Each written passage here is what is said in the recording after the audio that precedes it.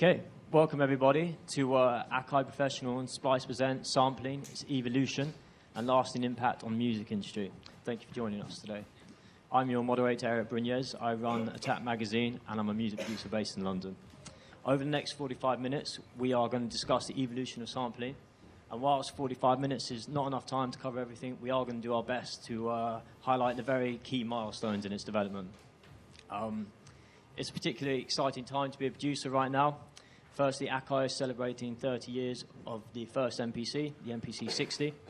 And secondly, Splice has totally revolutionized sampling over the last few years. As you all know, samples are more than accessible just at your fingertips. And if you've seen in the news this week, the two companies have announced a special partnership. And if you hang around long enough, there might be something else to reveal towards the end of this seminar. So we're going to move on swiftly. I'm sure the panelists present do not require an introduction, but to kickstart things, I'm going to ask them to introduce themselves. Hi, I'm Jay Pullman, also known as my artist name CAPSUN.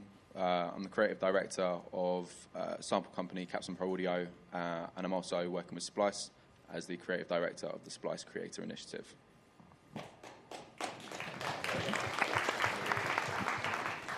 Hey, my name is iLLAJ. I represent Yancey family. I'm a songwriter, producer, and yeah, I love music. That's it. Hi, I'm Andy Mack from Akai Professional. I look after all of our artists, all of our content for expansions, and what a great panel we have with us. And now I'm going to pass it over to the man himself. I'm DJ Jazzy Jeff. I am a world traveler and spreader of good music to everyone in the world. Good stuff. Thanks very much. So yeah, we're just going to get things moving. So simple question to begin with. What was the first record you sampled, and can you remember how you did it? Why don't you just work around the couch? I don't think I can remember the exact record, but I came in a little bit later where I was accidentally emulating records made with MPCs. So I think I'm a little bit younger generation. I was making records, probably picking up CDs somewhere and then putting them into, I think, Reason, chopping them up in maybe like NXT, working out how to do sample points and working out doing chops from the MP and the SP, not knowing that that's what I was doing. So trying to emulate that sound, and then I found hardware later on. So I think it was probably just, predictable soul records, but whatever I could find. But it was definitely the experience of sampling. Hello? My first record I sampled, I actually remember, point on, is I don't know the exact name of the song, but it's on Prince For You. It's the, I know y'all probably know it's the, it's a guitar riff. It's on the For You album, but my beat was whack though. Because I tried to loop that part, and it didn't work out right. But I remember that record. That was one of the first things I sampled. Wow. So this is an interesting one, and you will all relate to this. So I had an R8 reel to reel because I couldn't afford an Akai S1000 back in the late 80s, and the only way I could get one loop was to take my R8 round to my friend's house who had an S1000 and sample it, and then stripe one track, and then put it on a stereo track on the R8, and then take it back to the studio. And that was a track by Teddy Riley and Tammy Lucas. Is it good to you? Yeah, it had a beat at the beginning when the whole New Jack Swing era started, but that was one loop that I had to do. Well, the funny thing is the first thing that I ever sampled wasn't a loop. It was actually the snare drum from James Brown's Funky Drummer. And that probably had to do that I didn't have enough sampling time to get a loop in, so I just started taking drum sounds from records that I really liked and replaced them with my drum sounds. So. Good. Well, that's a good segue into the next question. Before the digital revolution, what were the difficulties and pitfalls you faced when you were trying to sample when you first started out? Things like small floppy disks, lost data, and so on. And, what was it about using hardware that was so iconic for you back then? Again, so I started more from the digital side of it, but as I say, I was emulating what had already gone at that point. Buffering was the thing for me, but that's a new problem compared to this. I think the thing about sampling is for me is the techniques that translated. I think a lot of the things that came from the limitations of early sampling and not having that much sampling time became the sound and became the techniques that I was then emulating when I heard those records. So I think even though I wasn't dealing with the same things, it then informed the sound I was making and the techniques I was using, because those limitations were what built a lot of those records and the way that people were using audio.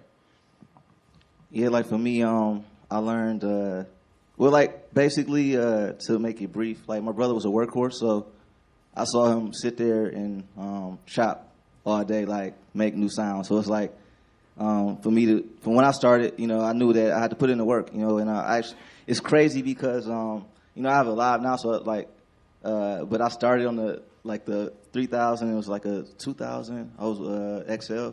And, you know, again, like the older ones, you don't have as much time as far as like, you know, you it's unlimited now. So, but that definitely influenced me watching my bro work, because to think, you know, what he was working with in the beginning, and yet, you know, because you can only take so much of it. So to take all those different parts, and you know, it's crazy.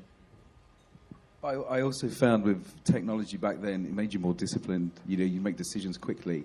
You know, running out of memory when you got like 5 seconds or 2 seconds, it was like £500 to get an extra like two seconds worth of sampling. You'd really put your mind to it, and it made your workflow so much better. Where today sometimes we can get lost in the amount of, you know, content you could have available. If you've got loads of sampling time, sometimes, you know, that can not work in your favour if you're trying to hit deadlines. I was going to say, I totally agree. You've got to make decisions back then quicker. Yeah, I think just that having to deal with samplers that, A, you didn't have enough time, A, if you changed the pitch, it changed the length. So trying to make one sample fit was hard. Trying to make two samples fit that you wanted to put in the same key but might be off. You started taking pieces out. You would erase pieces and put gaps in just to kind of match the length up. It was a lot more challenging then, but the discipline that you got from digging and searching and making sure, and it really trained your ear back then, was very key. So do you think it's maybe easier now to sample, but do you think some of that discipline in the past perhaps was a discipline that's been lost these days when there's so much access to samples? Do you think is a negative and positive there? Well, I mean, it's a negative and positive. It has no choice but to be lost. Like, if you don't have to work as hard to do something, it's kind of foolish to do that. You know, we have the tools now to do a lot of that.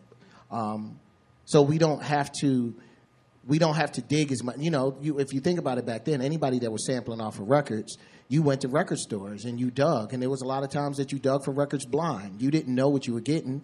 You know, I probably spent thousands of dollars because the cover looked nice. You know, and sometimes you hit pay dirt and sometimes you strike out. You know, whereas now, you know, you can pretty much go online and pre-listen to everything that you want. I'm never mad at how easy it is now, you know, because how difficult it was is the reason why it's easy now. But of course, it's great to open up sampling to so many people to make it so much easier. It creates a lot more musicians, a lot more creativity. I'll add to that as well that, from what I said before, this is exactly this, that the techniques that have been found through doing that, this access now to kind of endless amount of samples or endless amount of usability with DAWs or your processor or samplers to be able to do all these things, there's still the exact same want for musicians to dig into what made those records great. So all that time that was spent by these artists, producers, musicians previously with these limitations are the things that now inform the decisions we make when we're sampling. So sometimes putting those limitations on yourself, if you're a fan of what's come before, whether you know it or not, do you know what I mean? Whether you're using sounds which are influenced by that or not, a huge amount of the work that was done and the time spent are the things that now make those decisions for us now, whether we know or not. Actually, I wanted to go on from that. Sampling's obviously changed a lot from when everyone started sampling, and sample packs and Splice to a larger degree have played a massive part. And I was just going to ask you, when do you think that became an important factor, and what overall effect has it had, really? I mean, sample packs, as they stand, have existed for a long time. That's just swapping stuff with people. Like, you know, I was getting stuff on CDs and DVDs. Prior to that, it was zip disks and people doing stuff on floppies getting like 3 kick drums. It's been around forever, people trading. And I think as people started to get their own sound and, you know, get their unique sound, these guys can speak to that. You know, these things were coveted. They were your sounds, your drums. And then when they became more publicly available, people knew where those cuts were from, where people were chopping them from. People started making their own sounds, recording their own sounds. That real sound design for producers and artists started to come into play because that was part of your sound. Producers wanting to have their own drums, their own sounds, their own techniques. I think that sample packs now are a way of musicians sharing their sound with other musicians. There's a period where there's been sample packs are a commodity, as in there's been some good stuff, some not so great stuff, and I think that's kind of tainted the idea of sample packs a little bit because of the legitimacy of some of those collections of sounds that producers had before. We're in an era right now where musicians can just share what they're making instantly. Like, you can be creating something in your bedroom, or you can be in the biggest studio in the world, and you can share that instantly. Platforms like Splice are making that really easy, and they're also opening it up to musicians to be able to collaborate and communicate and share and also monetize what they're doing and be able to build their careers off the back of that. That's real. That's happening today. There are musicians who don't have to go mainstream if their music is niche, because they've got an opening there to share their sound with an audience that can then feed back into them being musicians. So it's creativity for creativity's sake. It's extending those careers. So I think sample packs right now are in a real good place because people know it's all out there. You don't have to be buying just what's available in every unit. And also, when it comes to doing these things, well, I made sounds within the MPCs. There's a lot of really great sounds in units now because there's so many independent creators out there, because there's so much access to sounds. There's a really high quality that's available, and producers can make informed choices, which is leading into more musicians wanting to put their sound out there, encouraging them to have the confidence to share their sounds. But like, to add on to that though, like again, like, it's always been sounds that everyone's like, yeah, I got that sound or whatever. But again, it's all what you do with that sound. Because like, me and him, we could have the same kit, same sample, and then like, I could just go just on drums. We got the same drum kit, and like, I can make a crazy, like, he can make a crazy dope one, I can make something whack with the same exact drums. You know what I mean? Because it's all about like, probably the other way around. You know, different patterns and like different patterns sound like. Actually, no, even more specific. Like, we could do the same pattern but pick different sounds, and it would have a different swing to it. You know what I mean? Like if I got some cheap sounding, you know, like nothing against that, but like I got them thin Zap drums. You know what I mean? Like where it's like it sound like, you know what I mean? And then he got like some heavy sounding, like more, you know, 90s, you know, a little heavier, you know, drums and shit. We could do the same pattern. But, you know, one is like the swing changes depending on the Everyone sound. has access, but then people are interpreting it in different ways. Yeah. So it's just like, Nothing's changed. Yeah. No. Nothing's changed. It's still the creative. But also, I think when you take the MPC as a platform, you know, this really changed the way hip-hop records were made, you know, with the key features, you know, 16 levels. It gave people who would love listening to music and records the ability to make melodic melodies from chopping up samples. And that format hasn't changed. Everybody's actually followed that format, and it's still used today. And also, if you look at the way people were buying vinyls back in the day, you'd have these exclusive records, right? But now music, everyone can obtain music now. It's the same with samples. You know, there was a period where it was like, where did he get that snare from? Where did that come from? How did you layer that? Where nowadays, everyone's got access to samples, but like Jay said, it's what you do with them. Like the way that we layer samples in MPC, and you can flip it and make them your own. That's what really elevates producers nowadays, is to put a mark on their sound. And you know, Jeff will know Teddy, you know, Teddy Riley, Neptunes, Pharrell, all these guys, they had this sound that all of us were inspired by. You know, and it all generates from samples and technology. Absolutely. Actually, talking about technology, obviously your brother is well known in many ways, and I'm sure you get asked about this a lot, but he was obviously before sample packs and so on. So what do you think it would be his contribution to sampling? I mean, it's quite a long discussion, but summarize if you could. I mean, like, I guess in one way, it's like what he did with him, but see, like, I got a whole nother perspective because I know his personality. So it's like, I'll hear him flip a record, and I could hear like, he he thought her voice was funny, so he just put it there. Like, that's funny right there. I'm gonna put her voice right there. So it's like, I don't know. It's like thinking about his brain. He works. It's like, okay. It's like when it comes to like my bro with samples, I think what he changes. I guess exactly that though. Like how I am right now. How I'm like, yo, what? That's what he did to producers. Like, hold up, what? They have to listen, take it back. Like, hold up, what did he? Like, is that a 5-bar loop? Is that a 4-bar loop? Man, and it's just pushing the creativity to a new level. How he was flipping it, like like donuts. It's crazy. You know what I mean? But again, it's stuff. People know about donuts, but it's stuff before that. Like, one of my favorite records is it's on the Common Beat album. He flipped the Marvin Gaye record, and again, it's like if you know those songs, and then you hear how he chopped it, and it's like, hold up, what? And it's all the same record. And it's I think it's really that, like what he did with the samples, and not only that, you could tell that he really studied the record. Like he didn't just like, okay, I listened to the record 5 minutes in, I like this part. Like, no, you're gonna listen to the whole record, and then wait, what's this right here? You know what I mean? Because most people will skip through. So it's like, do you think that's lost a little bit, that art form? Because that's true. These days, you can just listen to a sample, a few seconds, use that, get another one, and just start layering and going from there. But as you were saying, your brother would just, and the other producers too, would go through a whole record, identify all the different bits, and then make something totally unique from the whole track. Yeah. It's like even with I can't. Is it Inagata de Vida? Is that the track that just flipped, just bass flip? But it's how he did that one. It's like, like I was saying, like I've heard like some of my homies flip that same record and it's still not the same. You could even try loops, all that stuff. But yeah, it's like, but again, like I feel like the most important part again, it's all about like creating your own sound. Cause like again, we could like we were saying, you could have the same kits and stuff and same equipment, all of that. But it's like, take pushing it all the way. Like, okay, he sounds like this. Like, what can I do to be different? Because we in the age now where so many people are just like trying to conform and sound like what someone else sounds like, instead of like, I'm a create. Okay, I see the kind of bounce they got, but I could create that bounce in a different way. You know what I mean? Yeah. So everyone here is obviously sampling records, and as you probably know, a lot of people like to say sampling is cheating. What do you make of that?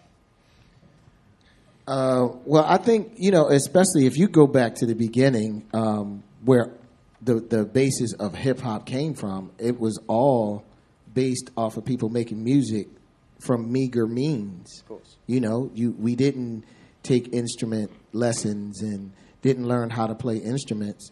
What we did in DJing and manipulating 2 records to create a beat that's basically the basis for someone to put something on top of, that is the same way that we started looking at sampling, that you took pieces of things. I think where the cheating part really comes in when you start adding the monetary value to it. Like, are you taking someone's record and it's funny because that didn't really become an issue until hip-hop started making a bunch of money. MC Hammer made more money off of Super Freak than Rick James, and then you start asking, was that right?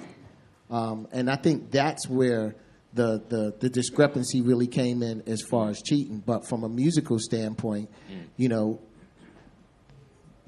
I've learned so much of record labels, the way record labels sounded, who the engineer was, who the producer was, who the musicians were, that it gave you a level of appreciation for musicians that played on records, because it wasn't just the bass on the Weather Report record, it was who was playing the bass on the Weather Report record, and you even went into who engineered the Weather Report record. What studio was the Weather Report record done in? Guys like Kenny Dope and Just Blaze starts digging in so deep into that I'm going to buy the equipment that the guy played the bass through and making this record because I want to recreate that sound. So, I think that was a rabbit hole that went down that we wouldn't be sitting here if everybody didn't go down. Exactly. Anyone else want to add anything to the cheating notion? Yeah, definitely. I have this conversation practically daily, obviously running a sound design and sample label. My feeling on this is that we're making music, and that's the beginning and end of it. If you're having a conversation about, and I'm talking from sampling from using royalty-free sample point of view, like obviously sampling records and other people's music is a different conversation altogether, and that's been had a million times. From the royalty-free sound, as if legally, morally, you can use those sounds to make music. My standpoint is, if you're creating, and it's no one else's choice whether that's more valid than what you're creating. And there doesn't need to be that discussion. There's access here as well. Like having those sounds means that a lot of people, from what you said, from Mega starts, like there's now having access to all these sounds. There's a lot more people making music who might never play that music to anyone. They might never get that music out of their bedroom. They might put it on SoundCloud and have 100 people listen to it. But all of that is valid. And from the perspective of someone who makes sounds for other people to use in their music, that sound goes out the door with that intention. That's what it's there for. Whether people feel about construction kits where, there's more ready-made stuff, right down to doing high-level sound design where we're building Foley, we're building effects, we're building drums from scratch. All these things are built for a purpose, and the more people are using it, the better as far as I'm concerned. It's built for creators to create. I think when people have a problem with it is when they see producers putting out records which are made from loops that they're making money from. Totally. But that's basically it. It's people looking at other producers making money, or artists, and this translates out of hip-hop into dance music, all the rest of it. They look at it, and it's the same thing as every other conversation, which is, why is this person doing better than me? Rather than focusing on why they're doing it in the first place. And if your intention in the first place is for the love of making music, if it's for the love of the process, then there's no problem. It doesn't matter what anyone else is doing. And if it isn't where you're at with it, where what you're looking at is that, why is this person more successful than I am, then that's more questioning why you're making music. To me, that has nothing to do with where your start point is. Absolutely, yeah. So in short, I don't see that it's cheating at all. That's the intention of these sounds. It's just making music. Just make music. That's it. And I would add on that. Funny, I was on Splice about a month ago, listening through some sounds, and there was a sample that was used on Bryson Tiller's last album, and it was exactly the same as what's on the Splice site. And I listened to it, and I just thought, for me, as soon as I heard it, I was like, man, that's just a badass sample. It's so awesome. Yeah. But it's what the producer did with it. Exactly. He took it, he built a beat around it, they had a song on top, they had a hook on top, they mixed it, and they put it out as a record. So it's down to you. I think we live in an era where it's amazing that you've got these incredible guys. So like Jay, the melodics that this dude makes, it's sickening. I'm a keyboard player as well, and I listen to stuff, and he puts so much passion into. So when you hear one of these loops, it inspires you to make a record out of that. And I believe, that's a great era that we live in as well. Can I just add? It's easier said than done, just to take a good you still sample got to and make have something some skills. fantastic. I think as well, I hear literally on a daily basis, I hear huge records with our samples in it. It's every single day. I never had the intention to do that. It's just happened that way. It's if I listen to Spotify, I've listened to Apple Music, every single day I hear parts of our samples. That's amazing to me, because I built a career in music off doing that. And there's a huge amount of artists now, again, through Splice, especially with their artist series, who these artists are building their own careers off having these sounds on other records. So this conversation about it being cheating by one musician using this loop for their record, well, if you want to even think about it like that, that revenue, those royalties are going back to a musician who's potentially building their own music career off the back of that. So that changes that whole conversation. Also, Jeff, you will support this. Even when you're looking for samples, you really got to have a real understanding of hearing melody and knowing what to do. Like I could hear a sample and just think, how the hell did they flip that and turn it into what it is today? Blaze, the same. These guys are geniuses at what they do. Totally. Yeah, it's funny that I have never been one of those people that I don't share drum sounds, share samples, because I think the genius is in what you do with it. I know a million people who have bass and guitars and drums in their studio, and nothing happens. It's not the bass, the drums, or the guitars. It's who's playing it and what do you do with it. And in a way, if you show someone what you've done with it, and it's quite simple, but you've had an amazing track at the end of it, it reiterates that they couldn't do that themselves as well. So, I know exactly what you're saying. So it looks like we're all going to share some samples with each other. After this, I mean, you've all got mine already. Yeah. But sampling has changed enormously in the last 4 years as well. Splice, just the access to samples is just, I guess, the biggest difference. But where do you see things going over the next 10 years, and how do you think it will affect music creators? Maybe do you want to contribute to that? I mean, what I'm seeing right now is just, again, like what you were talking about earlier, is like the workflow is faster. So it's like, instead of me spending an extra, like, hour doing now I could do that in 20 minutes. So I could, now I could make, like, I could be that much more productive in one day. I could make, I spent all that time on that one beat. Now I could, I could chop that up, make some, I'll come back to that, make 4 more, and then come back. It's like, because it's so, everything is like right there. So it's like, everything is like a lot faster paced. Because, I mean, you got to think, even record making, they had to record full takes back in the day, like, stuff like that. So it's like, we've come so far, and it's one of those things where it's like, if a new artist comes up and it's like, you ain't got no music to play, it's like, I can't respect you because it's so easy to make music these days. So it's like, you don't got nothing to play. You know what I mean? 'Cause I'm just saying, it's so easy, man. You could get a laptop and record an album without I've seen people make beats just on the computer, which is crazy, but it's like, if you're doing that and you figured it out and made it dope, like, I don't hate on that. It's like for example, like CAPSUN. I remember when Fruity Loops first came out, everybody was like, Fruity Loops, and I get it, like, I started with Pro Tools and more, like a full sound, right? But Fruity Loops' sound kind of is like a lot of cheap sounds, right? But it's all about, again, your ear, how you tweak it. And then look what CAPSUN did, on Fruity Loops. Like, he made some crazy stuff, So it's like, and he played me some of his beats in the lab. It's like, it's crazy. But I mean, I really think the workflow is just going to be faster and faster. Do you think if you had something like Splice when you began making beats, you would have approached things differently? You would have perfected sampling techniques in the same way, or would it have been totally different? Well, that is the one thing though, is that you do lose that, like, learning, like, for example, even with DJing, like you like you have the years of carrying the crates and all of that, so because I had to see my brother go through that, so to be able to just take laptop, boom, like, it makes it so much easier. But what you lose is the fundamentals. You know what I mean? Like, actually spinning records. But it's one of those things, if you really love and respect the craft, you'll go and you'll learn the history, like, oh, okay. And, it's just what it is. If you really love it, you'll go and do that research. I think it's great to have, excuse me, I think it's great to have access that we didn't have. Me coming from having to dig through records and finding samples and having something like Splice now that you can go and everything is already there, that you can just kind of look for.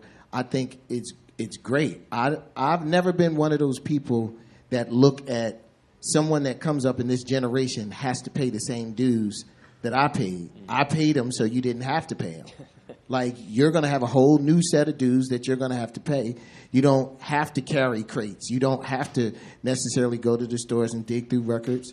I think the progression is to, the first MPC was light years less than what we have now, like what we're able to do. We didn't have situations like Splice that curated samples, and categories and sounds that you could go grab. You had to kind of go and dig through that. So I think the beauty of it is to be in a time like this, that it makes it, I don't say it makes it easier to make music, because if you suck, you suck. It doesn't matter what kind of tools somebody gives you. Yeah. But the accessibility is definitely important to be able to get to what you need to get to.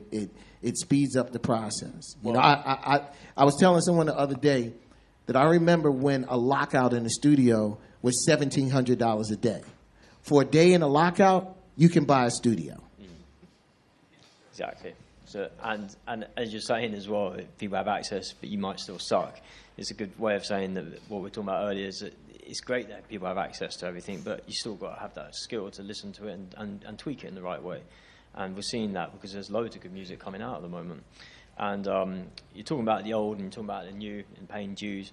But Andy, I think it's probably a good way to bring on to the situation regarding the partnership that's been announced this week, where it's a mix of the old with the new.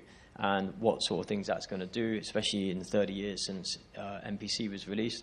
Do you want to expand on that a little bit? Yeah, absolutely. We've looked at technology. We've been a very driven technology company looking at the future. How people are making music. Recently, we partnered with FL Studio. All the new generation of producers are all FL guys. They're doing some amazing stuff. So we built a Fire controller that integrates seamlessly with FL. And we felt we were the right company to do that, because we were the company that gave everyone the right to make beats. We put the technology there. So all of these amazing records that we've all grown up with, it's like the Dangerous album, Michael Jackson's Dangerous album. That whole album was made on an MPC 60, and we grew up with all of this music, and these products were all part of that, and stuff like FL, all the features inside, all comes from this generation of products. So you look at this and you think, okay, what's the next generation? And we've all established on this panel that sampling, vinyl sampling, online, even YouTube to a certain extent, everybody wants access to content, and they want access to content now, exactly the same as music. We don't want to wait, and to the point that sometimes we don't even want to put a USB in there. We just want to maybe use Wi-Fi, which would be quite good, because we actually have Wi-Fi technology in our MPCs, which, again, we're all accustomed to. Touch screens. We put touch screens. We're the first to do that because we all have a touch phone. And as soon as you touch these things, you're instantly familiar with what we do on a daily basis. So I think now is a great time to cue the video. This is a very sneak peek of what we have been working on, which is the future of sampling.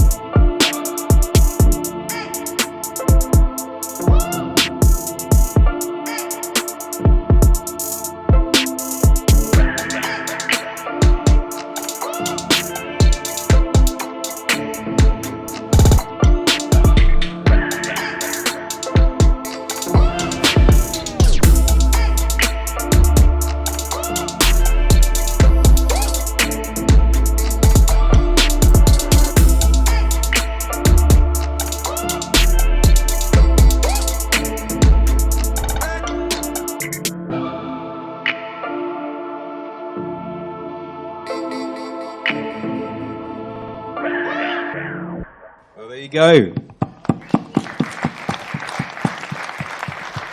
So what we've basically created is we are bringing out an update that's going to allow you to log on to Splice from your desktop computer, and you'll be able to remotely go onto Splice and bring in your sounds directly into the MPC via Wi-Fi connection.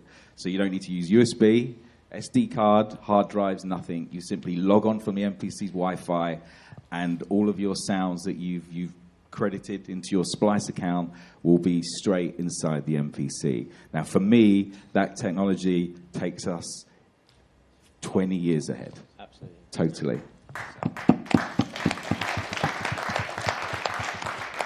Do you want to tell us a little bit about how the partnership started, how long you've been working on it? And yeah, again, I would actually go back to Jay. When I started looking at the expansions, it became very apparent that the new generation of beat makers, they need instant sounds. They need to understand how to get sounds quickly. So we started developing a lot of expansion packs. We brought Arab music into it, and we started doing a lot of artist stuff as well.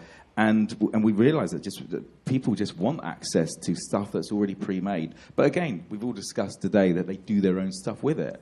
And then we got Jay on board. He started helping us out with all the factory content inside the MPCs and stuff. And then we started realizing that technology was changing rapidly. We had Wi-Fi connection, and this Splice format was getting so much traction, and people wanted to browse sounds like they browse records. Yeah. It's like, I like that sound. Yeah.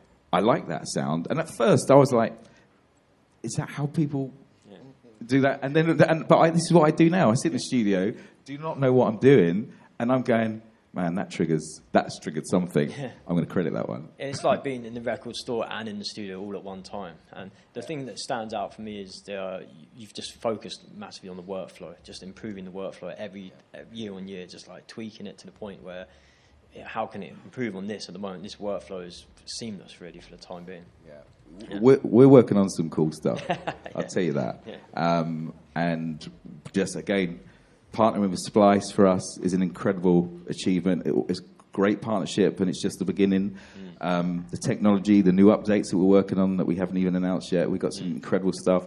And just be able to connect people like Jeff. We got Just Blaze, we got Nana Rogan, the audience, Steel Bangles. We got some of the most elite beat makers in the world with us today in this room. And I just like to say, what an amazing panel we've got here as well. Yeah. You know, and a great ADE this year. Good stuff. I'd like to this as well, talking about the future. With this is really integration. This is talking about access. This is how we get these sounds. From my perspective, I also think about how we're making these sounds and how we're making that opportunity available to musicians now and also musicians in the future to share their sounds. We're encouraging this culture of sharing, of building on each other's success, on building each other's success by sharing those sounds and people building careers out of it. There's no longer that closed attitude towards sharing. I mean, it still exists to an extent, but that's about, as we said, it's about how you're using those sounds, and that's part of it for some people. But people who do want to share, it's been quite difficult to do that. There's the wild west of putting stuff out on the internet. Any artist can put stuff out directly to their audience, and more power to them if they want to. But some of these bigger platforms that have been around for years, there's never really been access of how you can get your sounds out there and how you can work with these platforms. Especially with this change, getting the right curated content, and maybe not the right, but letting the best bubble to the top organically, letting people have access to put their sounds out there and then musicians to find it. Splice has been an amazing place to do that. We started as an independent company, CAPSUN Pro Audio, putting our sounds out on Splice, and we reached a huge audience. We had our core audience we already had, and Splice built us an audience of musicians that looked for our sounds and trusted in our sounds.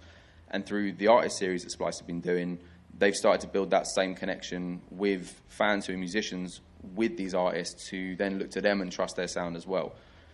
So we're announcing with Splice the Splice Creator Initiative, which is a series of programs built to give access and a platform for creators now, sound designers now, but also musicians and producers from this point onwards to have access to open communication, to start talking about what producers want, to start sharing information, having access to guidance through doing this process. Through not just, I've made some sounds, what do I do with them? Do I chuck them up on my own site? Do I try and send an email out to whatever company it is and not really have an idea? There's not been very much transparency about funding, about how revenue works, how royalties work with samples. And that's been fine up to now for the end consumer in terms of how they get these sounds. But from the perspective where I've been working in this industry as a professional doing sounds for people like Akai, most of the other big hardware manufacturers, software manufacturers, and also being on platforms like Splice, there's not much information out there. And I feel like the future of these sounds is from musicians, not just from faceless companies, who are usually musicians. Yeah. But it's about connection, it's about culture, it's about building on that idea that musicians can support musicians by sharing. So with Splice Creator Initiative, it's open as of now to apply. It's developing, and we're building on what it's going to be, but it's going to give access to people to put their sounds out on Splice, to work with Splice. My team at CAPSUN Pro Audio, also Sample Magic as well, to be able to guide through the process and get their sounds out there to more musicians, and also let musicians choose and curate themselves what sounds they'd like to use. So it's a really positive step. I'm hugely excited to be involved, and also with this partnership as well, these things all coming together at the right time. So we've got the right content at your fingertips when you want to make music, but it's the musician that's making the choice of what it is that they want to use. Absolutely, loads of positivity recently, and lots of good stuff going forward. It makes it much easier for creators to make music, and as you say, transparency, bringing musicians together and collaboration. And we can't be too much longer. We've had the 5-minute warning. Yeah. But I was wondering, is there anything else you would like to add towards any new announcements? I just wanted to say one thing, actually, to Jeff. Do you think we can never have enough samples? No, I think it's kind of like once you're a collector of anything. I don't know anybody that says I got enough music. So if you can never have enough music, you can never stop discovering music. But I think there's a lot of people that kind of have that in their head that maybe I have too much. And I think it's just a rotation thing. It's you have to move some music out and bring some music in.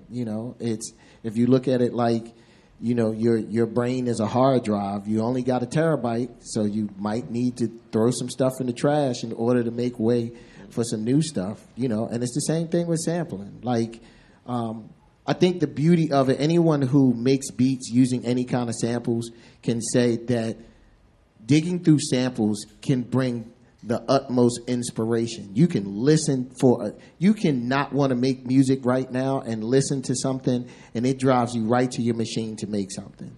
So I think the more samples and the more opportunities that we have out there that can create inspiration, I think is great. We need that.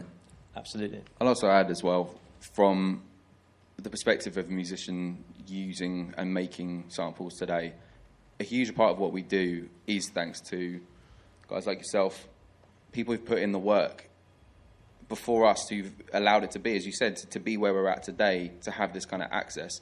One thing we can do as musicians, rather than complaining or debating why things are like they are today, is put in the work to find out what went in before. You said about losing techniques down the line with not having to do these things.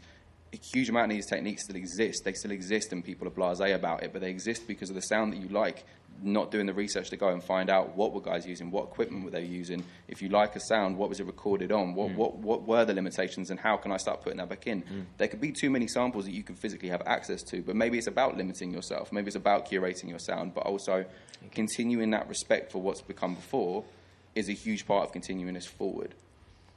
So what I'm going to say, just bring us to a close, Jeff laid the foundation of, what we all do today, the music that we listen to, and it's the same with Illa, with his brother, Jay Dilla. Even today, those techniques are still used. Everyone's inspired by these things, It's the best learning curve you could have is going to the past and learning about these techniques, because it makes you a better producer, a better musician.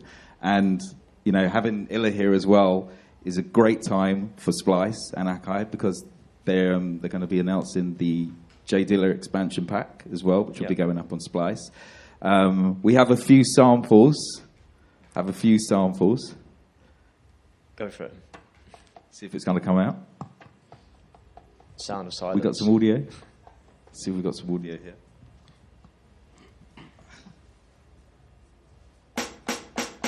Here we go. We got a bit more volume.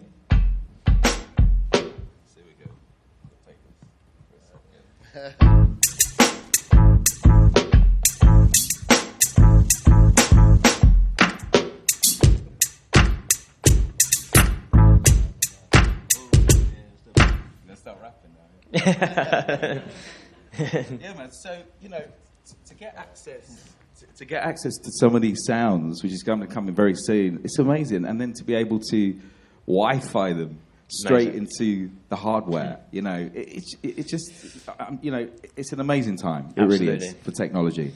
And time is apparent, because I'm afraid we've got to call it a day there. Right, okay. But I'm sorry we can't go on and on, because there's a lot we could talk about. But I'd just like to say thank you to everyone on the panel for being with us today. If you could just put your hands together and say thank you.